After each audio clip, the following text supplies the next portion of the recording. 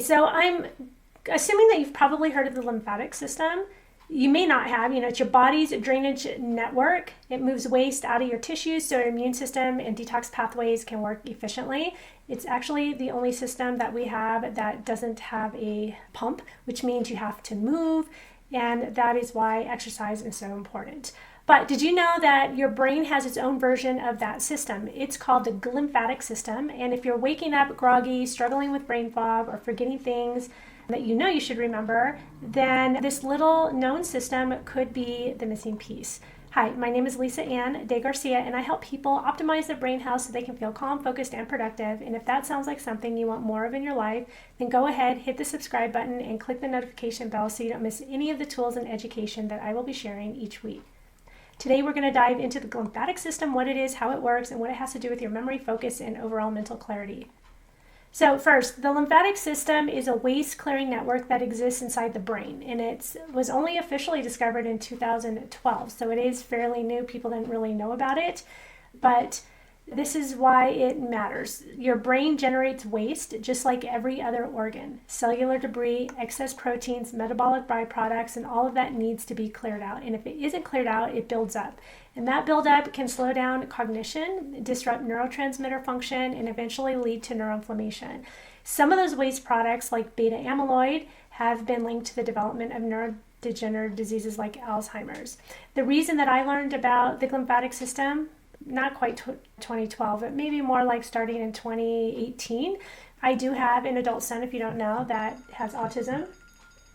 And I do have an adult son that has autism, and so I'm following all of that. And so some of the doctors that I know talked about the glymphatic system. In fact, Dr. Klinghardt, who I have studied under, they had done some work early on about, he teaches like a neck massage that you can do. I have a video that I've posted if you can search it, but there's like a neck massage that you can do in order to drain, and I'll probably talk about that in just a little bit. But that's how I kind of got started and how I learned about the glymphatic system. So I'll talk a little bit more about that later on in the video. The lymphatic system is only active when you are asleep, okay? Unlike the lymphatic system that needs movement in order to move around, the glymphatic system, because it's up in the brain, in your head structures, it's active when you're sleeping, and especially during deep, slow wave sleep. And that's the phase of sleep where your brain's glial cells, which are the immune cells, shrink slightly to create space for the cerebral spinal fluid to flow more freely. That fluid flushes toxins out of the brain and transports them into the lymphatic system and venous systems for eliminations. Your brain actually kind of shrinks a little bit and kind of almost squeezes to purge out the toxins. So if you're not getting enough quality sleep, or if your nervous system is too overstimulated to get into deep sleep, your brain can't detoxify itself properly. And it's like forgetting to take out the trash night after night, and it eventually starts to pile up. Symptoms of poor lymphatic drainage will include things like morning brain fog or grogginess even after a full night's sleep, memory lapses or word recall issues, trouble concentrating, especially in the morning, pressure headaches or heavy head sensations, or feeling like your brain is full or overstimulated. I might need to revisit this a little bit. But how do you support a glymphatic system? So first of all, you need to prioritize deep sleep, and that is not just getting enough hours of sleep, but getting the right conditions for your brain to enter slow wave sleep. You need to avoid the screens for at least 30 to 60 minutes before bed, dimming your lights in the evening, looking at sunsets in the evening, like getting your brain programmed. In the last video, I talked a lot about light. I'm going to do a whole nother video one day just on light. Replace all your LED and fluorescent bulbs with incandescent where you can in the house. All of that helps your pineal gland and your brain create melatonin that it's going to need to help get it into the right sleep. Also, you want to have consistent sleep every single night. You want to get into bed before like 10 o'clock, because between 10 and 12, our brain actually detoxifies and our body repairs more between 10 and 12 than any other time during the night.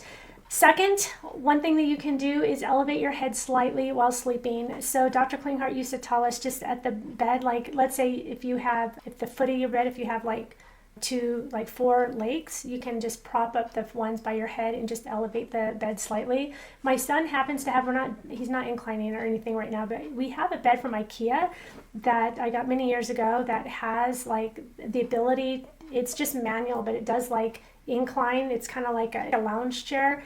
And then, so if you have a thin enough mattress, if you have a big fat mattress, it's not going to be able to do it. But if you have a thin enough mattress, it can kind of incline slightly.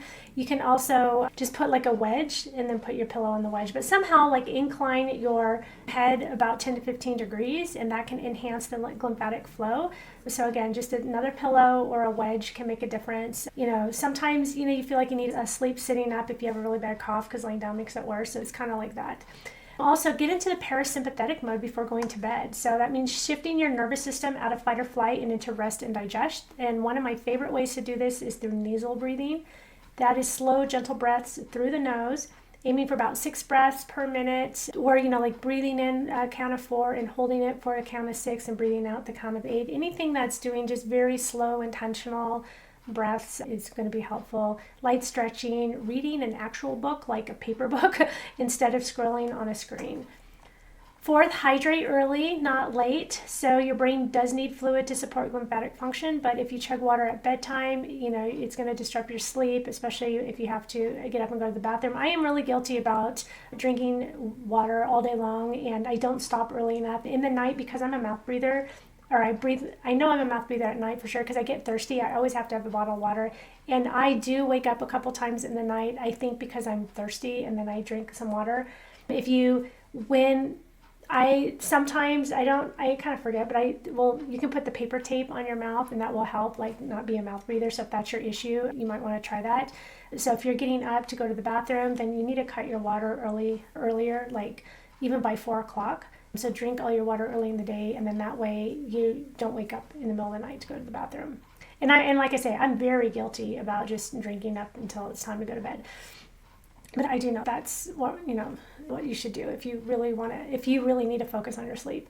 Also, movement and lymphatic flow during the day. Even though the lymph system works during the night, it relies on a well-functioning lymphatic system, because it is kind of all interconnected. Because in your neck, like, these are your lymph nodes, but it's like all connected. The lymphatic system is just in the part that you can't see. So, doing the gentle movement, bouncing, dry brushing, or even a 10-minute walk, it can help stimulate the lymph flow, which is going to benefit the brain too. So again, I think I mentioned earlier that your lymph system is the only system that doesn't have its own pump. So you do need to do some kind of movement, that dry brushing, the jumping on the trampoline, or whatever you need to do to get that going. And then 6th is a neck massage. And so I mentioned this earlier too, and you should be able to search it in my videos. It's like, because I was kind of showing it on my son. It was a few years ago that I posted it. But Dr. Klinghardt always taught us to first like massage like all under here, up to here, and then back, and then massage down, but like before you're going to bed. And he used like a flow cream. Basically, it had like a chondroitin sulfate, I think, in it. But also you can use, I have a coriander, so I haven't done this in a while, but when I was doing this with my son, it was like a coriander oil. It wasn't an essential oil, it was an actual oil. You could use it for cooking, so look on Amazon. And so it's coriander, which is cilantro, and that is good for kind of helping pulling out the metals too. So it's kind of like a binder. It's like a mobilizer and a binder too. So if you can put coriander oil on your neck and then massage that into your lymph nodes, that can help carry the toxins around.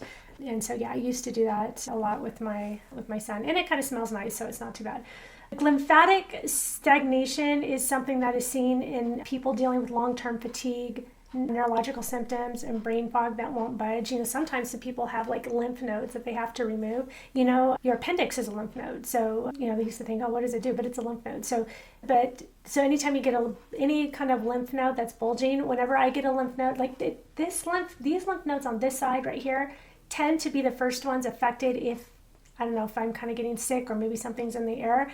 I should try that coriander oil on it. I have that in the kitchen actually, but I also have this garlic oil they're like garlic eardrops, but what I do is anytime I get anything, I take that garlic oil and I rub it in down here too, because it's antiviral. But anyway, for the whole thing, it's just important to look at the whole picture: sleep hygiene, drainage pathways, mineral status, and nervous system tone, because they are all connected. So if this is resonating with you and you're starting to realize that your brain is not broken, but maybe it's just congested, then give this video a thumbs up and be sure to subscribe. We've got more content coming on detox, drainage, how to build a brain that actually feels good to live in. And if you're ready to stop guessing and want to look under the hood, maybe your sleep is off or you're waking up foggy no matter what, you can check the link in the description below for a free call with me. We'll walk through what's going on and I'll help you figure out your best next step. Your brain has a built-in cleaning crew. It just needs the right conditions to do its job. All right, I will see you next week. Bye-bye.